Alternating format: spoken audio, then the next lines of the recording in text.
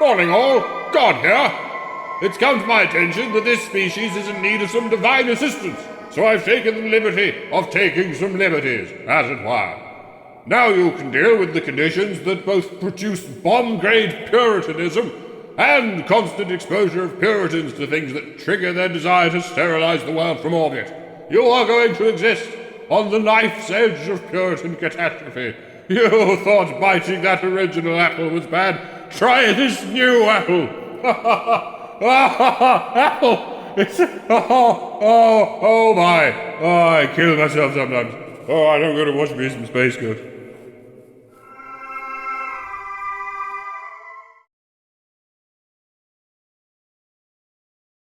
Due to the democratizing effects of social media, our world has a completely different ecology than at any other time in history.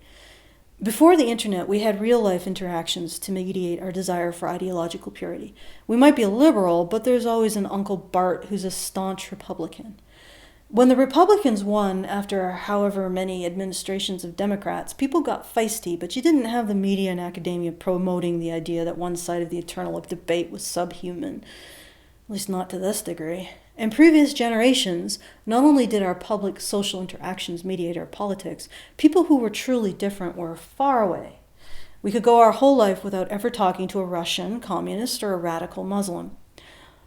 Social media can simultaneously create the most purified social consensus in history. Enclaves of people who think in absolute lockstep, who've been subject to waves of purging heretics that doesn't require actually getting off your ass and shooting anyone in the head.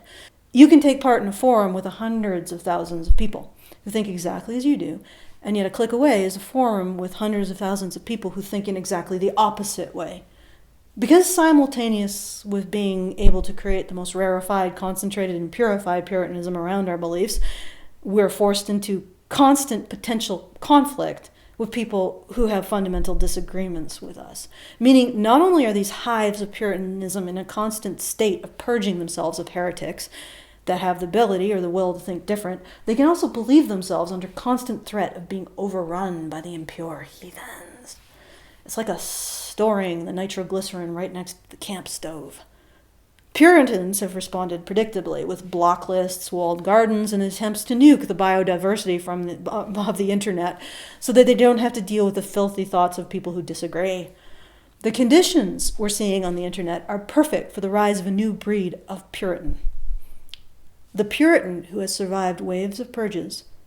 A Puritan that can't conceive of a single thought outside of social consensus. The Puritan who feels herself under constant threat of being made impure because the Vandals are only one click from her sanctum. People don't just decide to pick up guns and start shooting their neighbors one day. Atrocity always starts with Puritan rage. The pure is threatened. The ruined damsel has to be avenged. And the internet is the breeding ground for the purest of Puritan rage. If these super Puritans get into positions of power, there will be purges. They will burn society to the ground to destroy all the invisible bananas. They will take out the human race. And now super Puritanism has infested at least one of the U.S.'s political parties. War on women rhetoric is war propaganda. It's the kind of stuff you direct at an enemy tribe before you genocide them. And the Democrats are directing it at the other half of their own country.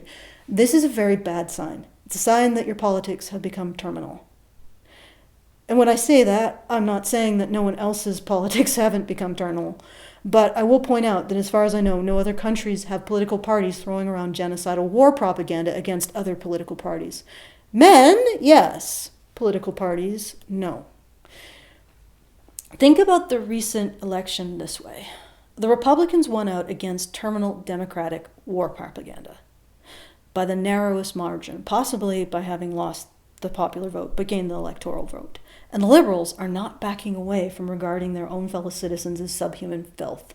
If anything, this win has solidified their stance that they are the righteous underdog, fighting against the illegitimate rule of the Antichrist.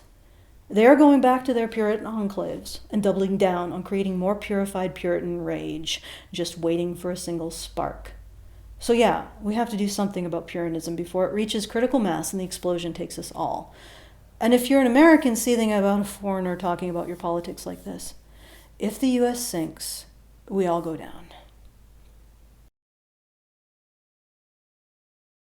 I know I've been brutal in my dressing down of Puritanism, and it totally deserves it up to this point. But for a second, I'm going to give Puritanism its due.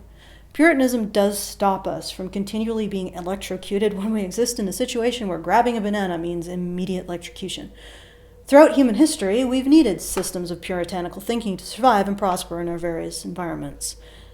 And when environmental change is extremely slow, Puritanism makes perfect sense.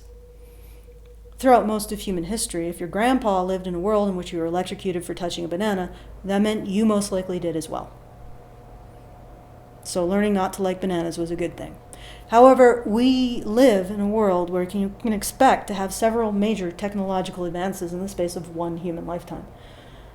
Now our need for simple explanations is fighting a losing battle with the sheer complexity of our social interactions brought on by new informational technology. And to be honest, to a lesser degree, we're all guilty of puritanical thinking. If you hold to an ism that will solve all of the world's problems, if only everyone agreed with you, you were succumbing to puritanical thinking. If every puzzle piece was the same as my puzzle piece, the world would be a better place. Nope. There are no pure and perfect solutions. Every solution has a flaw. It's those flaws that make them fit together. And one of the biggest flaws is not having the wisdom to see what your ism will become when it hits the pit of Puritans. Because the key to any stable society is developing a way of dealing with these people, at least for a time. When Puritanism is integrated into maintaining social order, it can be beneficial, or at least neutral. But like a fission reaction in a nuclear core, Puritans can keep a society powered, but once the balance tips and the reaction goes out of control, they can just as easily liquefy society from within. It seems that the tipping point is always when the Puritans decide that it isn't just the presence of the banana that's the problem. Or maybe the banana's okay, but the memory of the banana, the desire for the banana, even the social control required to contain the banana in the past, the invisible banana in all of us. A society is a complex interplay of factors, and the best way to model it is not with linear thinking, but with that bush brain thinking that I described before. But Puritans can't accommodate that higher level of thinking due to all the pruning, and they live in a constant terror of being discovered to be confused and stupid. Media preys on this fear, delivering the Puritans simplistic narratives that allow them to divide the complexity into pure and impure, thus allowing them the illusion of control and understanding. Even more importantly, these simplistic media narratives allow Puritans to feel more intelligent and informed than those who can see in more than black and white. Recognizing there are shades of gray in the world, or worse yet, shades of red and blue and green, makes Puritans feel stupid.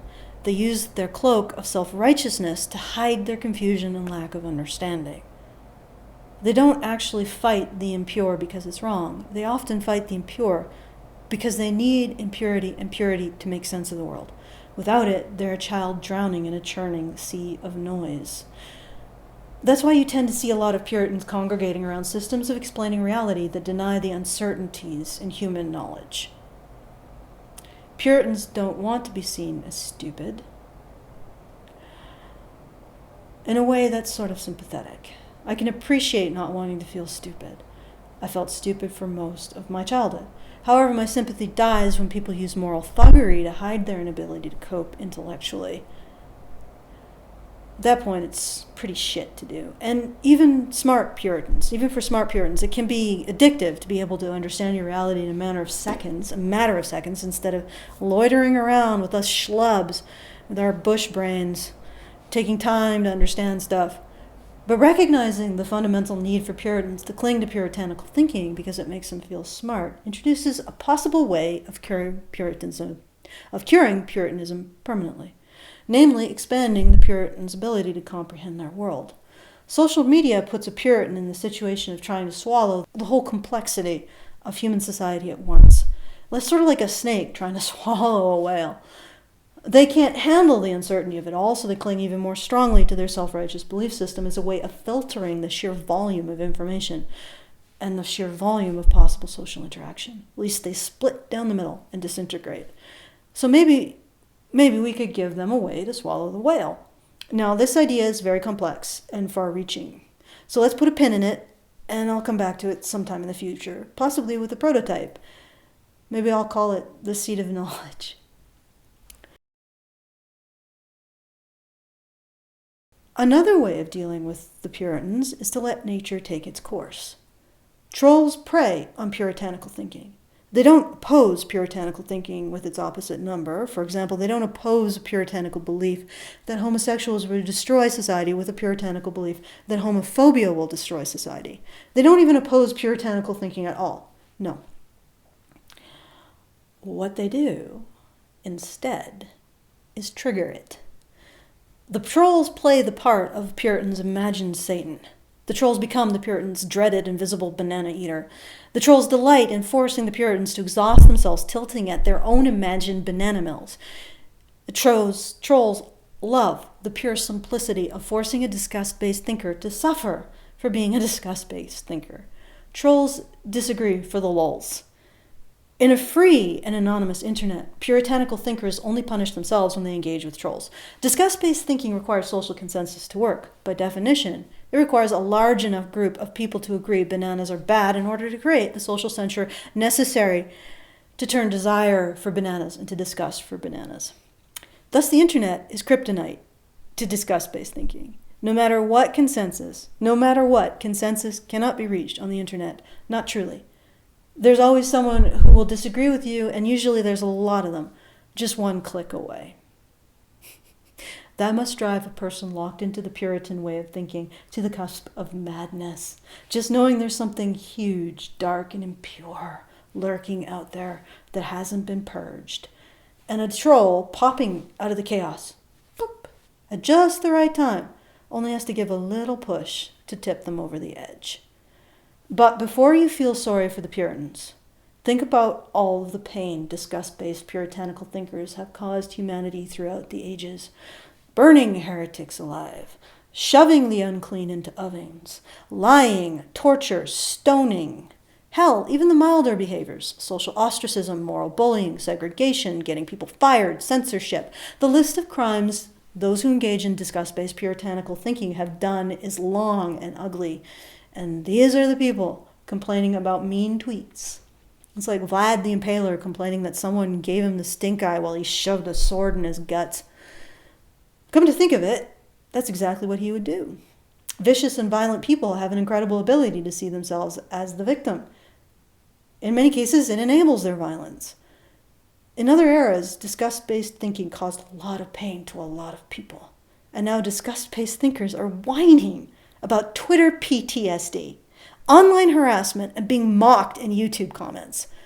So let the trolls run free and let the Puritans work themselves into a frothing hysteria trying to silence them, while the rest of us figure out how to live in a world where social consensus and disgust-based thinking could possibly kill us all.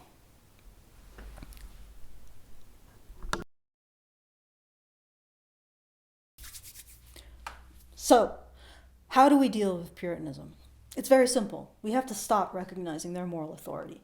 First of all, we have to point out that the current crop of super Puritans are the spiritual inheritors of the same way of thinking behind segregation, the Holocaust, sexism against both men and women, and most human atrocity. They aren't the people who would have opposed any of those atrocities because if they had existed then, they would have supported that age's form of Puritanism. And if you wonder where atrocity comes from, how people can do horrible things, it all starts with a system of purity that identifies good targets, correct targets. There are no bad tactics. There are only bad targets. That is the genocidal Puritans' motto. Only the pure deserve rights, the impure deserve persecution. And then the Puritan tries to purge the impure from society with what the Puritan considers justified persecution, or segregate them from society. Once again, justified persecution. And then then we somehow get perspective, either from the outside, or the persecution gets so bad that the Puritan scapegoats somehow get recognized as victims, not villains. And one generation's purity becomes another generation's ism. Anti-Semitism, racism, sexism. One generation's quest for purity is the next generation's definition of sin. Then again, maybe the fact that Puritans are now capable of seeing purity in terms of states of mind instead of segregation and physical chastity means our purity mon are ready for the next stage of their evolution. Maybe the way to deal with Puritans is something like this. I've gone through the Grimoire page by page, but I don't know how to reverse the spell Damona put on Goliath. You mean he's going to be like this forever? I don't know if you can understand me, Goliath, but I'm sorry. This is all my fault. If I hadn't let Damona talk me into stealing the Grimoire, how are we going to help him? We can't defeat the spell. Wait a minute. We don't defeat the spell, we use it. Here. Okay, big guy. I'm holding the spell, and that means you have to do what I say. Goliath, I order you to act for the rest of your life exactly as you would if you were not under a spell.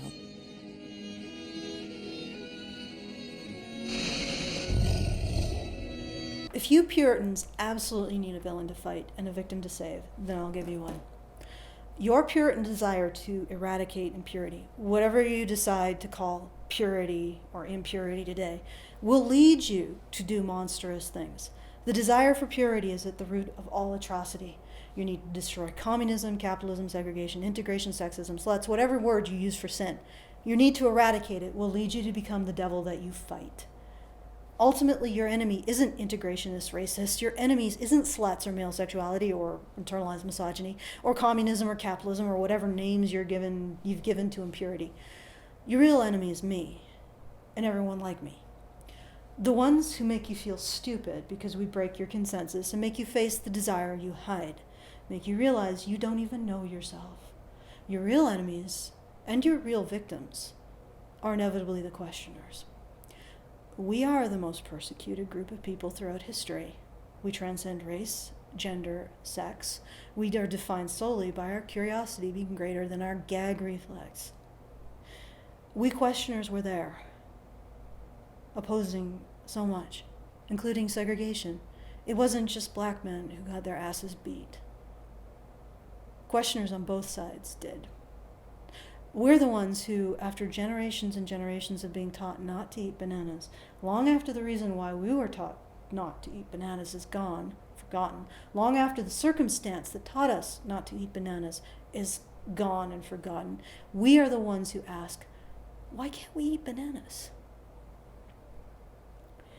We're the ones who are compelled to question the unquestionable assumption. We question it, we break it down, and at great cost to ourselves in opposing your puritanical violence, we create new ways of thinking and understanding and relating. Then Puritans come in and create a new unquestionable assumption in opposition to the old, and the cycle of persecution begins anew. We are an invisible race among you. And you, the Puritans, have burnt us, tortured us, murdered us, condemned us, prisoned us, beaten us, segregated us, ostracized us, silenced us, raped us, censored us, threw us out of conventions. And being one of the most persecuted groups in the history of humanity, I'm not even interested in playing the victim. Well, maybe a little.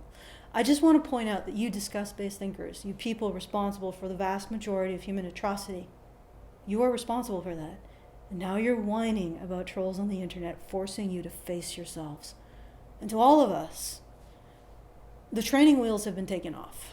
We now got to learn to ride this bike and deal with this puritanical aspect of human nature, or crash and burn. And we can't do it by creating another form of Puritanism. That'll just hasten the end. So when I say you Puritans persecute us questioners, you also persecute yourself. Because there's a questioner in all of us. You just only allowed yours to ask one question. Praise CAC